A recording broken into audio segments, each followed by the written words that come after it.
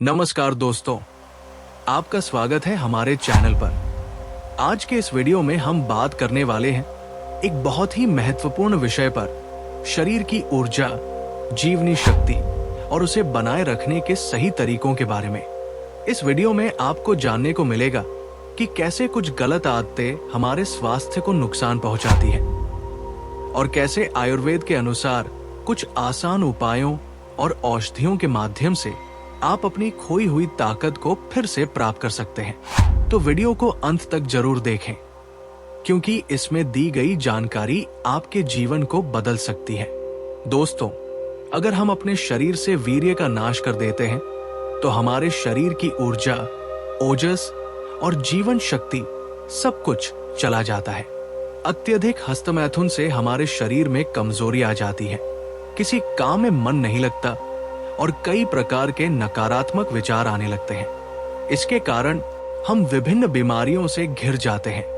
लेकिन दोस्तों, आज मैं आपको इस वीडियो में ये बताने वाला हूं कि आप वीर्यनाश की भरपाई कैसे कर सकते हैं। इस वीडियो में मैं आपको ऐसी 3 औषधियों के बारे में बताऊंगा जिनका 1 महीने तक इस्तेमाल करने से आपके शरीर में वीर्यनाश की भरपाई तेजी से होगी। इससे न केवल आप 90% बीमारियों से मुक्त हो जाएंगे, बल्कि अधिक उम्र में भी कम उम्र के नजर आएंगे। साथ ही मैं आपको यह भी बताऊंगा कि इन औषधियों का उपयोग किस प्रकार से करना है। दोस्तों, ये औषधियां आपको अपने आसपास ही मिल जाएंगी। तो चलिए शुरू करते हैं। दोस्तों, पॉजिटिव लाइफ मोटिवेशन चैनल में आप सभी का दिल से स्वागत है। एक समय की बात है, हिमालय की तलहटी में एक महान गुरु रहते थे। वे गुरु आयुर्वेद के बहुत बड़े ज्ञाता थे। उनके पास दूर दूर से लोग अपनी समस्याओं का समाधान पाने के लिए आया करते थे। वो गुरु सभी की समस्याओं को ध्यानपूर्वक सुनते और उनका उचित समाधान देते थे। उन गुरु के पास हर बीमारी और समस्या का समाधान था। एक दिन उनके पास एक युवक आया जिसकी उम्र लगभग 18 वर्ष थी, लेकिन अभी से ही उसके चेहरे पर झुर्रियां थी, आंखें धंसी हुई थी, माथे पर चिंता की लकीरें थी और उसका शरीर बहुत कमजोर लग रहा था। ऐसा प्रतीत हो रहा था मानो वो कई सालों से बीमार हो। जब वो युवक गुरु के पास पहुंचा तो गुरु ने उससे पूछा, पुत्र, क्या हुआ? तुम इतने चिंतित क्यों हो? तब उस युवक ने कहा, महाराज, मैं बहुत परेशान हूं। मुझे समझ ही नहीं आ रहा कि क्या करूं। युवक की यह बात सुनकर गुरु ने कहा, पुत्र, तुम अपनी समस्या खुलकर बताओ। मैं अवश्य तुम्हारी समस्या का समाधान करूंगा। फिर वो युवक गुरु के पास बैठ गया और कहने लगा, गुरुदेव, मेरी एक बहुत बुरी आदत है। मैं हर दिन हस्तमैथुन करता हूं और इसी आदत के कारण मेरी ये दशा हो गई है। मैंने कई बार इसे छोड़ने का प्रयास किया, लेकिन छोड़ नहीं पाया। इसे छोड़ने के लिए मैंने बहुत सी दवाइयां खाई और कई तरह का इलाज करवाया, जिसमें मेरा बहुत सारा धन भी खर्च हुआ, लेकिन इसके बावजूद मुझे कोई लाभ नहीं हुआ। अब मेरी ऐसी स्थिति हो गई है कि मेरे पास पैसे भी नहीं बचे हैं। युवक की बात सुनकर गुरु ने उसकी समस्या समझ ली और बोले, पुत्र, तुमने अपने शरीर की उस शक्ति का नाश किया है जिसका निर्माण होने में वर्षों लगते हैं। लेकिन चिंता मत करो, आज मैं तुम्हें इसे छोड़ने का एक सरल उपाय बताता हूं। इसके साथ ही मैं तुम्हें 3 आयुर्वेदिक औषधियों के बारे में भी बताऊंगा। यदि तुम इनका 1 महीने तक नियमित रूप से सेवन करोगे तो तुम्हारे शरीर की जीवनी शक्ति लौट आएगी और वीर्य का निर्माण तेजी से होगा। फिर गुरु उस युवक से कहते हैं, बेटा, ये औषधियां तुम्हें आसानी से मिल जाएंगी, क्योंकि इनका निर्माण हमारी मां प्रकृति ने किया है, इसलिए तुम्हें कहीं जाने की आवश्यकता नहीं है। गुरु की यह बात सुनकर युवक के चेहरे पर मुस्कान आ गई और वो गुरु से कहने लगा, गुरुवर, कृपया मुझे इसके बारे में विस्तार से बताइए। तब गुरु ने कहा, पुत्र, पहले ये समझो कि वीर्य का नाश करने से क्या होता है। आयुर्वेद में वीर्यनाश का अर्थ है शरीर का नाश। संभोग करने या हस्तमैथुन करने के बाद जो पदार्थ निकलता है उसे वीर्य कहते हैं। हमें वीर्य को बचाना क्यों चाहिए? क्योंकि जब भी शरीर से वीर्य निकलता है तो सिर्फ शुक्राणु या अंडाणु ही नहीं, बल्कि शरीर की सबसे अधिक शक्तिशाली ऊर्जा भी निकल जाती है। ये ऊर्जा केवल आपके निचले अंगों में नहीं होती, बल्कि शरीर की हर नस और हर नाड़ी में जीवन शक्ति के रूप में मौजूद रहती है। गुरु ने आगे समझाया, पुत्र, हमारे पास आंखें तो हैं, लेकिन अगर आंखों की रोशनी चली जाए तो क्या वे आंखें हमारे काम की हैं? क्या हम उन आंखों से संसार को देख सकते हैं? इसी तरह हमारे पास कान हैं, लेकिन अगर उनमें सुनने की शक्ति न रहे तो क्या वे कान हमारे काम के हैं? नहीं ना। यही स्थिति इस जीवनी शक्ति की है जिसे तुमने हस्तमैथुन करके अपने शरीर से बाहर निकाल दिया है। इसी शक्ति से हमारे शरीर की प्रत्येक कोशिका को ताकत मिलती है। इसी से हमारी स्मरण शक्ति बढ़ती है, हमारे दिमाग में अच्छे विचार आते हैं और हमारी रचनात्मक क्षमता का विकास होता है। फिर गुरु ने उस युवक से कहा, पुत्र, आयुर्वेद में 3 महत्वपूर्ण चरण होते हैं, योग, निद्रा और आहार। ये तीनों चरण जिस नींव पर खड़े हैं उसे ब्रह्मचर्य कहा जाता है। सभी लोग भवन को देखते हैं लेकिन उसकी नींव को नहीं देखते, जबकि भवन उसी नींव पर टिका होता है। अगर नींव कमजोर होगी तो भवन कुछ ही सालों में गिर जाएगा, और अगर नींव मजबूत होगी तो वो सालों साल खड़ा रहेगा। इसी प्रकार अगर जीवन में ब्रह्मचर्य नहीं है तो स्वास्थ्य का भवन आज नहीं तो कल गिर ही जाएगा।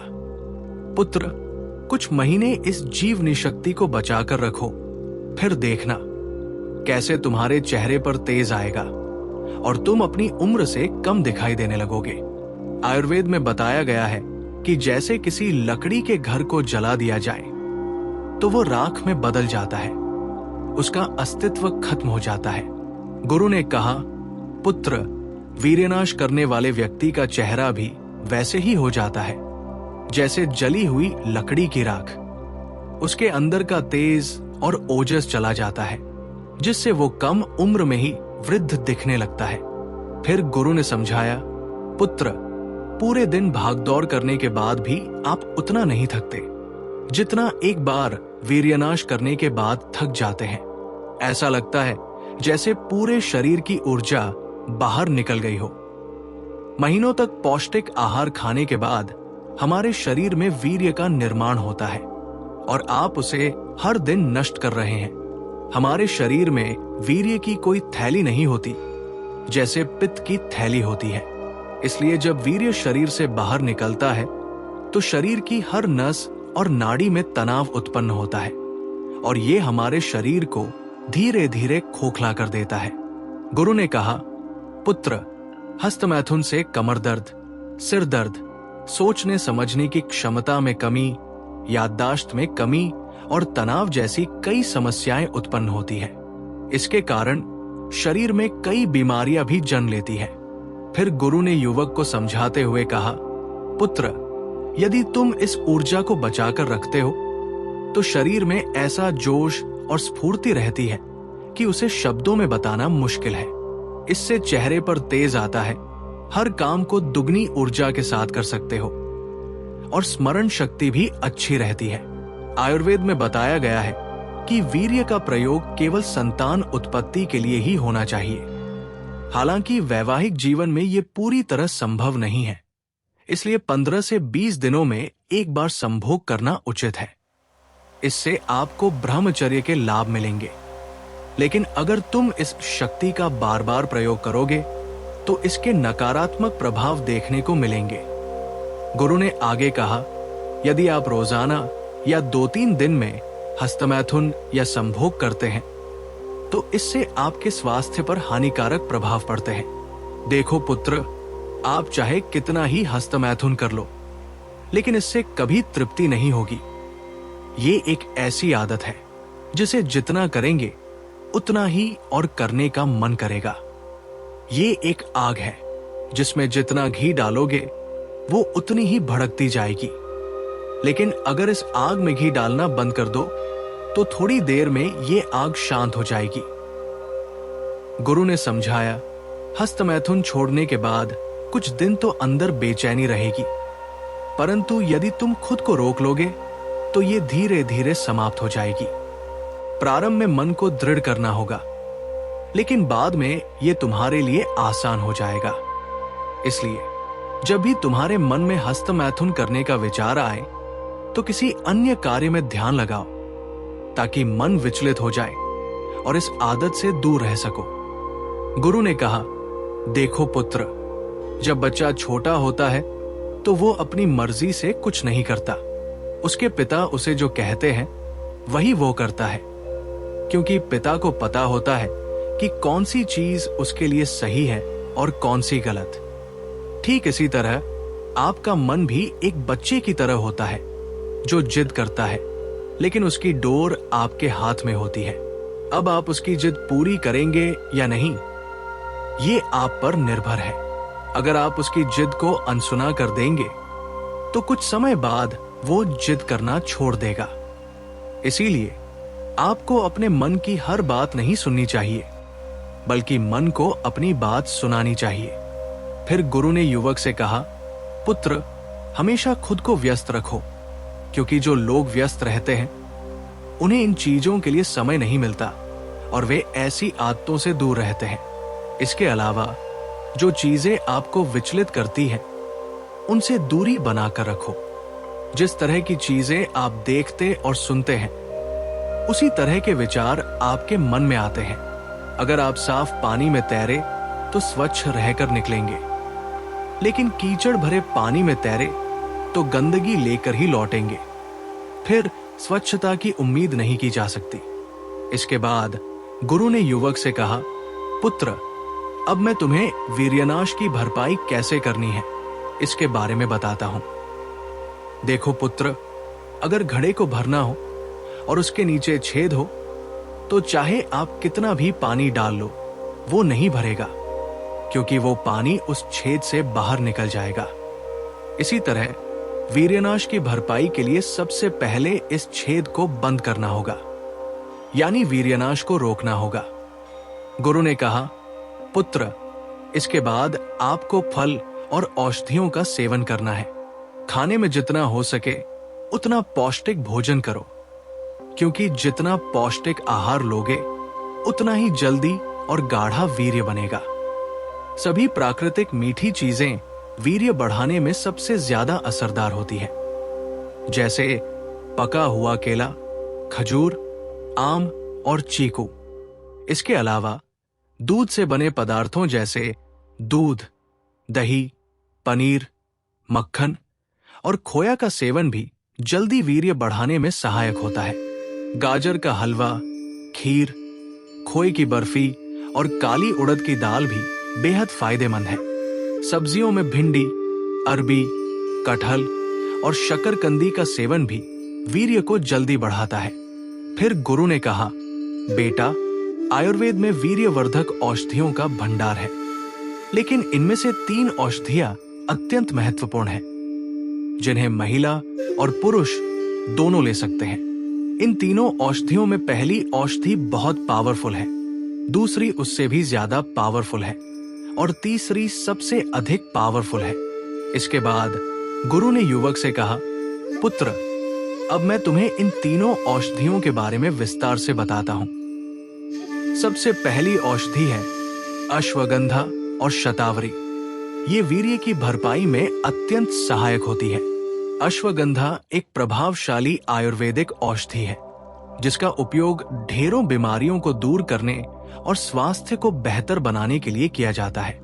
इसमें antioxidant, anti inflammatory, anti stress और एंटीबैक्टीरियल गुण होते हैं, जो शरीर को कई तरह से लाभ पहुंचाते हैं। अश्वगंधा शरीर की रोग प्रतिरोधक क्षमता को बढ़ाता है, दिमाग की कार्यक्षमता में सुधार करता है, तनाव से राहत देता है, अच्छी नींद लाता है, डिप्रेशन दूर करता है और कई अन्य बीमारियों का नाश करता है।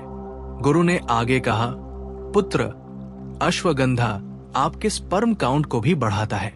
फिर गुरु ने युवक को शतावरी के बारे में बताया, पुत्र, शतावरी एक औषधीय जड़ी बूटी है जो महिलाओं के लिए विशेष रूप से लाभकारी है। इसके सेवन से वजन घटाना, माइग्रेन का समाधान, डायबिटीज कंट्रोल और यौन क्षमता में वृद्धि जैसे लाभ होते हैं। फिर गुरु ने कहा, पुत्र, आपको अश्वगंधा और शतावरी का प्रयोग इस प्रकार करना है। इन दोनों का पाउडर बना ले और रोज एक छोटी चम्मच पानी में मिलाकर पी ले। गुरु उस युवक से कहते हैं, पुत्र, दूसरी औषधि है शिलाजीत। आयुर्वेद में कहा गया है कि माचिस की तीली पर जितना मसाला होता है, बस उतनी सी मात्रा में शिलाजीत लेनी चाहिए।